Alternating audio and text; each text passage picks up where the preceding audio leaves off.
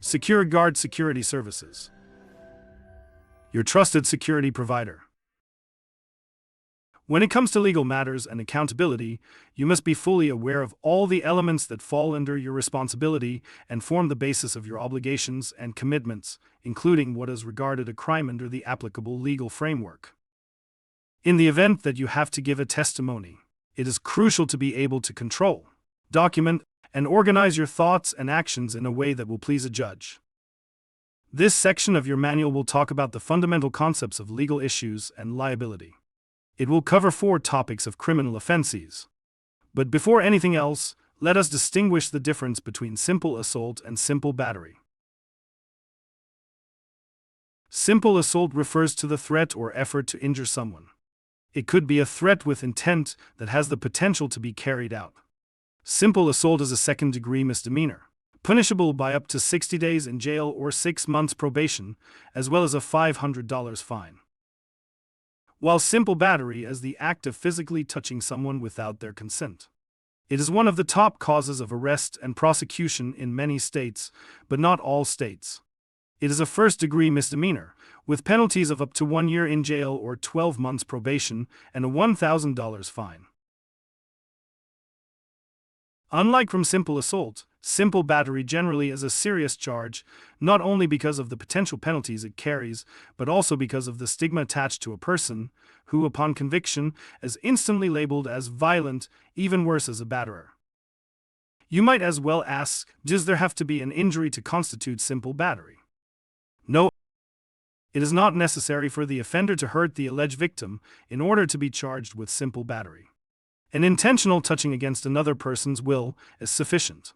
In fact, where the allegation is that the touching was against the alleged victim's will, the existence or extent of injury becomes irrelevant. Also, testimony from the alleged victim that he or she did not consent is not required, so long as the state's evidence can support a jury's inference that the touching at issue lacked the victim's consent or was against the victim's will. Holding that witness testimony that the defendant repeatedly struck the victim, causing her to retreat and cry, was sufficient to support a conviction for battery, even where the alleged victim refused to testify at trial. Although simple battery is a crime against the person of an alleged victim, a battery conviction generally does not require that there be an actual touching of the physical body.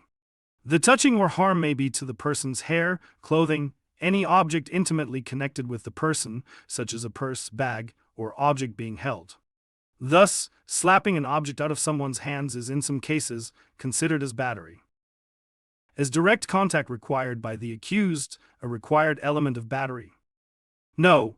Indirect contact, such as by throwing an object, no matter how small, can constitute battery if the indirect contact was intentionally caused by the accused and was against the will of the victim.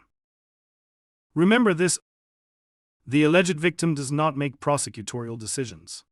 He or she can sometimes influence the decision by requesting that the charges be dropped or by refusing to testify, but this in and of itself does not ensure that the case will in fact be dropped. Where the evidence is sufficient, the prosecution often elects to proceed with cases against the alleged victim's wishes. And bear in mind that not all battery cases require the testimony of the alleged victim. If there are other witnesses, such as a police officer, bystander, friend, or family member, the state may proceed without the alleged victim's testimony. In some cases, it is even possible to proceed without any eyewitness testimony as to what happened during the actual incident. Moving forward, let's define robbery. Robbery is a crime of theft and can be classified as larceny by force or by threat of force. The elements of the crime of robbery include: 1. The use of force or intimidation. 2. All elements of the crime of larceny. It involves taking property from the person or presence of the victim, either through force or intimidation. Even a small change in location counts as theft if the item taken is close enough to the victim and under their control.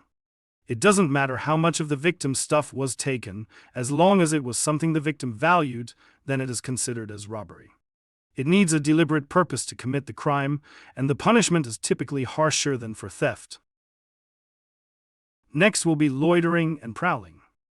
It is against the law to loiter or prowl in a way that justifies alarm or imminent worry for the safety of people or property nearby. The need for such an alarm may be determined by elements like evading law enforcement, refusing to identify oneself, or making an attempt to conceal oneself. Remember that before initiating an arrest, law enforcement authorities must give people a chance to explain their whereabouts and actions, unless special circumstances forbid it. If this method is not followed, or if the person's explanation is accurate and would have answered suspicions, the case may be dismissed, and breaking this law is a misdemeanor of the second degree, according to the state's statutes. In conclusion, Part 1 of our training course has provided a solid introduction to the key concepts of robbery, loitering, battery, and simple assault. By exploring the fundamental elements and legal implications of these offenses, you have gained a strong foundation for understanding their complexities. We look forward to your continued growth and learning in Part 2 of this training course, where we will impart more knowledge about legal issues and liabilities. Thank you for watching our digital training course for Secure Guard, your trusted security service provider.